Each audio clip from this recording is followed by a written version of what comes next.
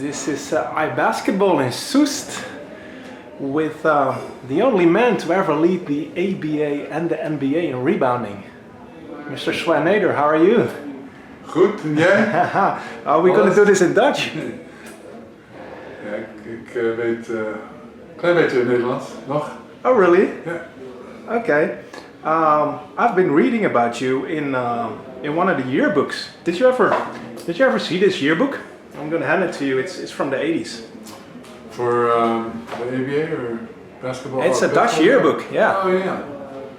Nee, ik heb het niet gezien. You're seeing this for the first time, maybe? Yeah, I see the pictures. I was young, very young. Young and handsome. Center van Oranje. Nice. Yeah. So it kind of alludes to that you would have been the perfect center for the Dutch national team, but you went to the States when you were 9 years old. That's what the article says. You even played on the American national team, didn't you? I was on the Olympic team practicing with them, but I got sick.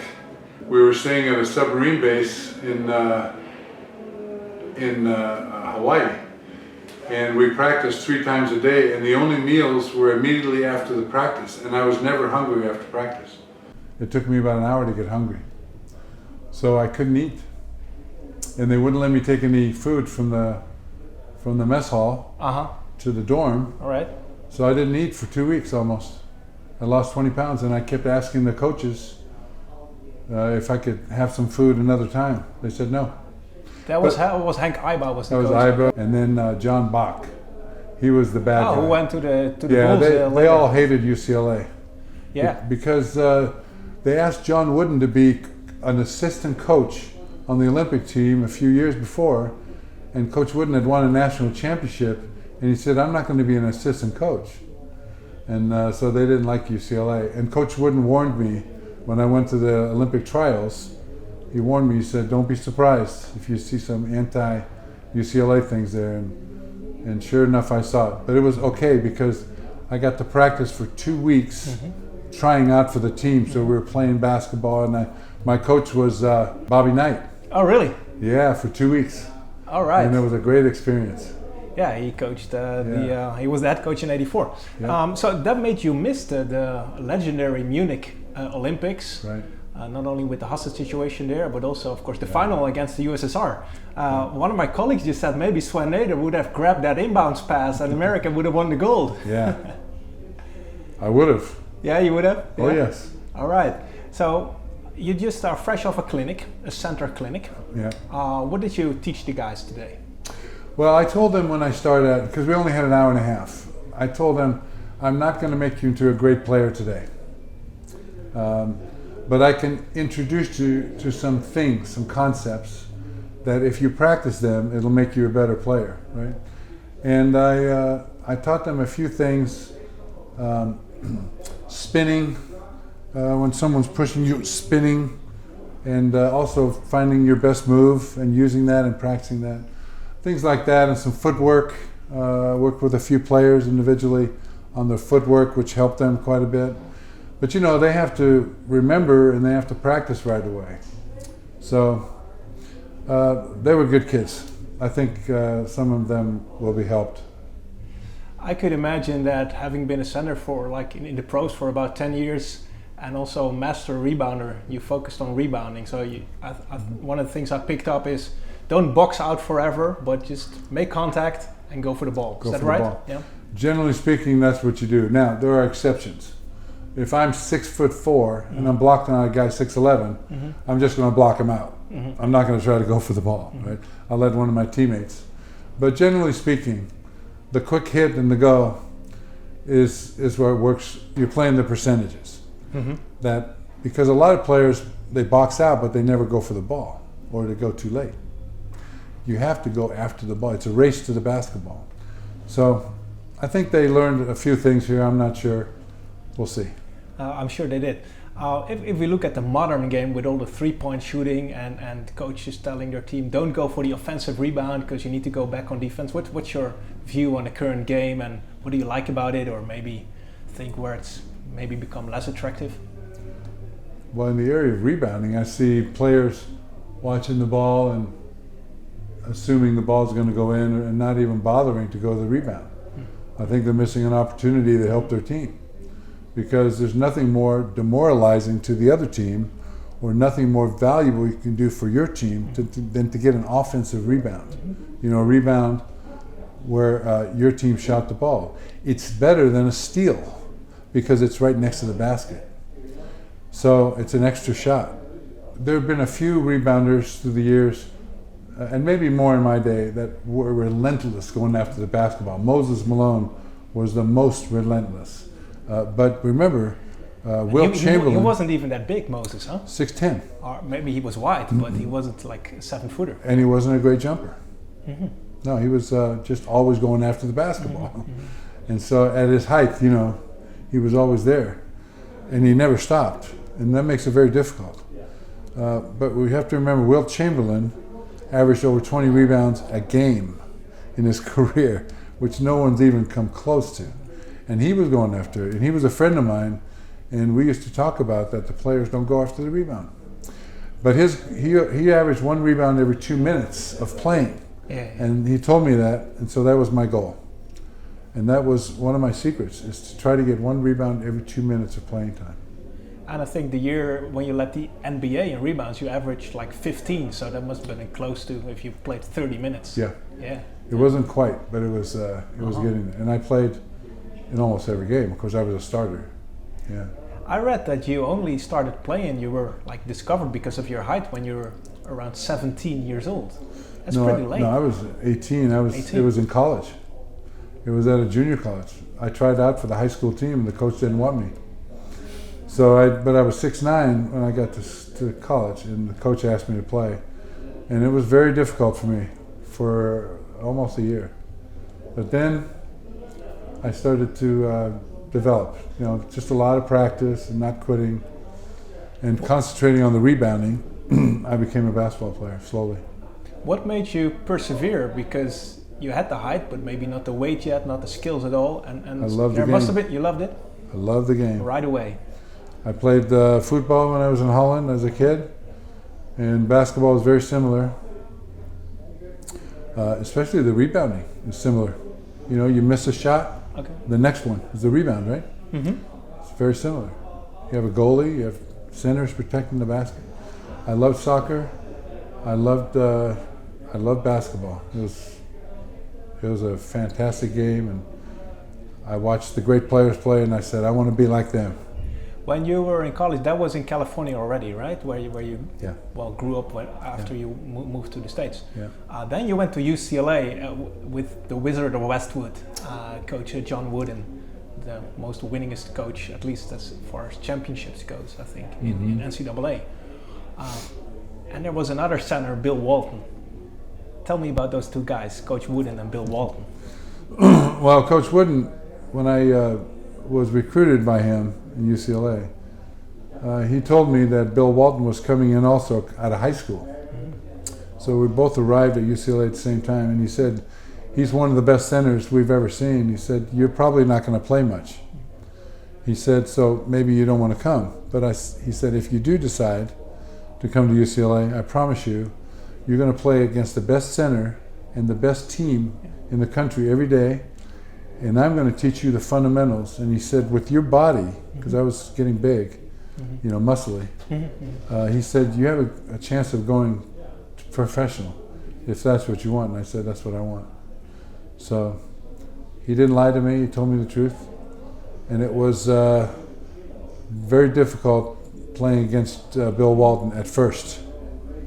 In the practice first every couple day. of years, yeah. Even when he was a freshman, he was better than any center we had, by far. Yeah, he could shoot, he could rebound, he could pass, jump. You know, fiery, redhead, you know, and smart. Yeah, great player, great for us. So yeah. So Bill, you know, Bill and I had a lot of battles in practice. There was a lot of elbowing and you know, saying bad things to each other, but we're very good friends. And then, of course, he went on to become an MVP in the NBA, won a title with Portland, with the Celtics. Yeah. John Wooden is not only a basketball coach, but some people would see him as a life coach, a very wise person back in the day. I think you even wrote a book with him. What did he teach you about life? I'm going to recite a poem for you. Oh, great, okay. No written word, no spoken plea can teach our youth what they should be, nor all the books on all the shelves. It's what the teachers are themselves. We saw him every day teach us by the way he was, by how fair he was, how tough he was, and how he didn't care about the winning. He never mentioned win, but he cared about us becoming the best that we could be. And he was practicing the same thing, becoming the best coach that he could be. We couldn't use a swear word in practice. There were 3 rules to practice. 1, no cussing. Never criticize a teammate. And never be late. That's it. He was never late. He never criticized anyone. I mean, yes, he did. That was his job to criticize us.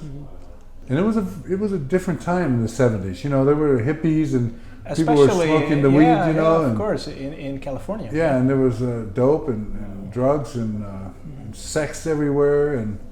And here was this man dressed in a nice suit that didn't cuss, and it wasn't wild, didn't wear a tie-dye shirt. He was in no his Grateful office, Dead. right? No Grateful Dead. But he played some golf. He played cribbage with his friends, and he was an amazing teacher every day.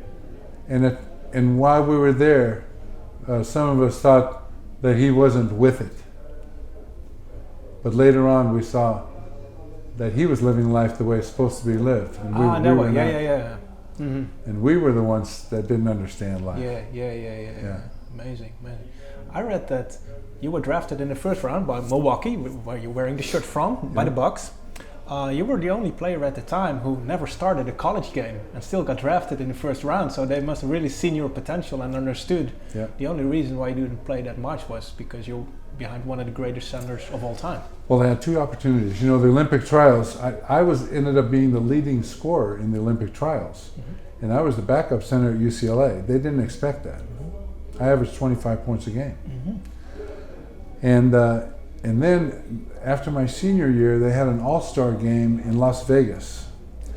It was the West against the East, 12 players against 12 players, sponsored by Pizza Hut. A pizza, you know, I don't know, you have Pizza Hut? Big chain, yeah. I know you have Domino's, I saw that.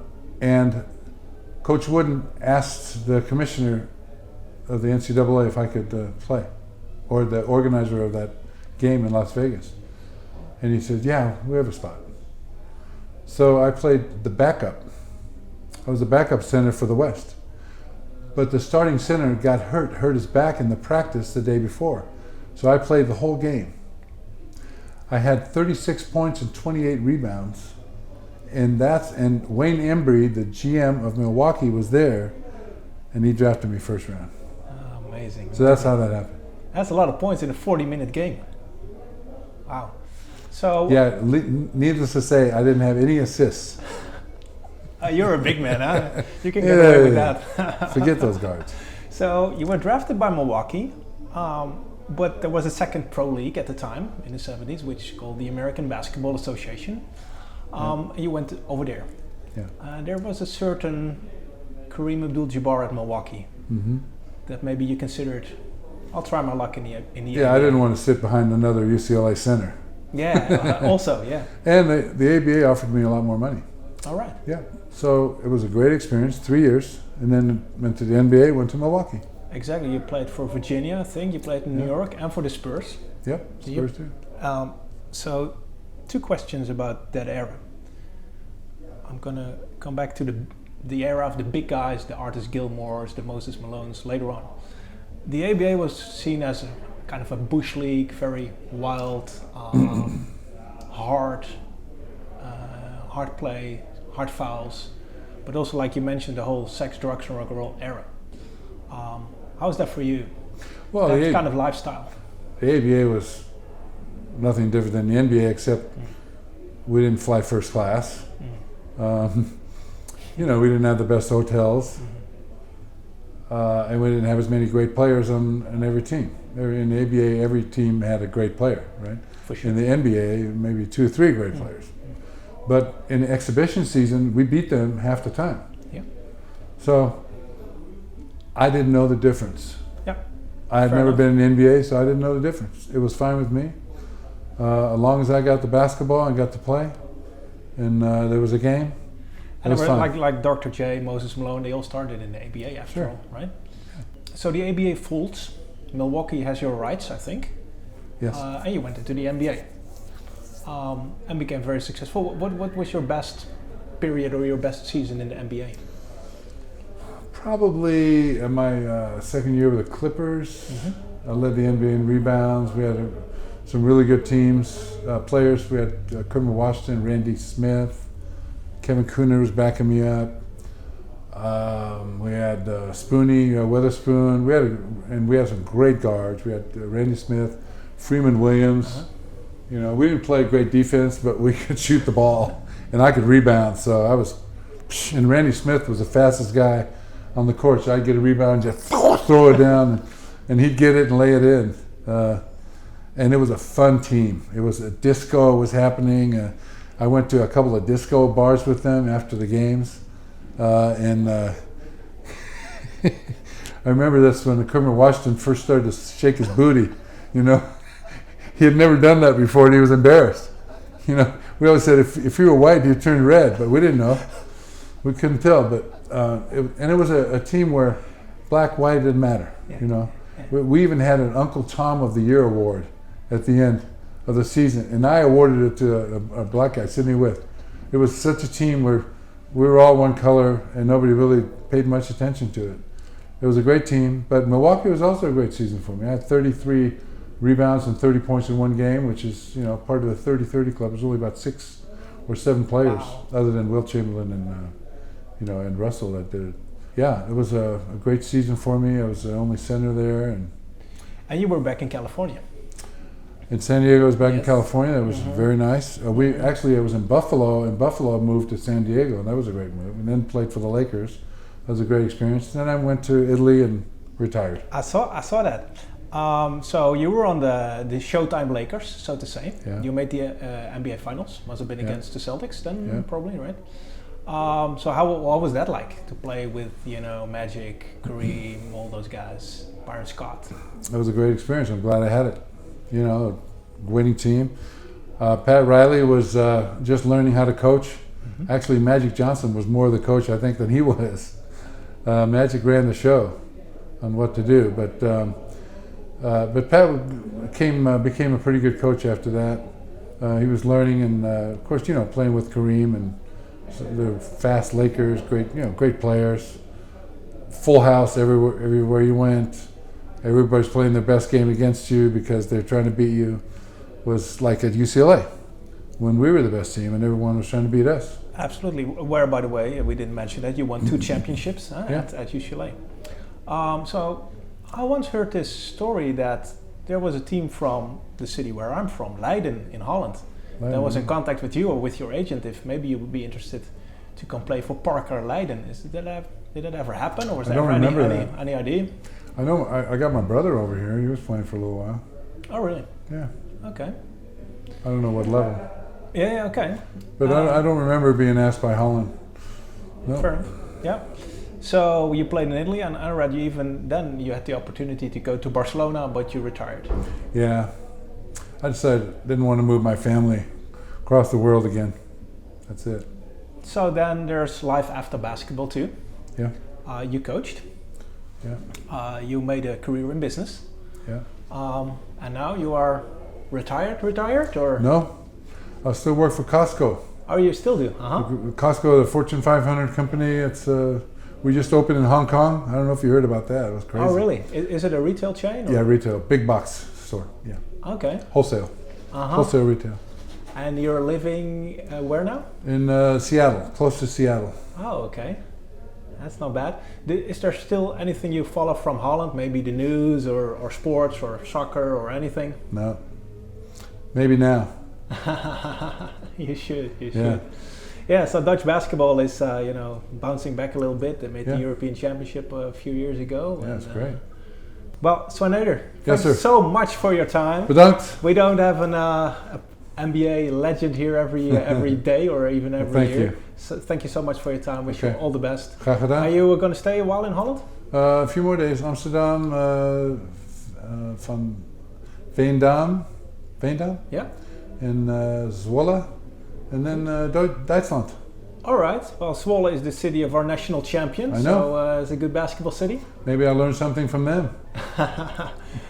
Or they will learn from you sooner, I think. Yeah. Okay. Thank you so much. Tot ziens. Graag gedaan.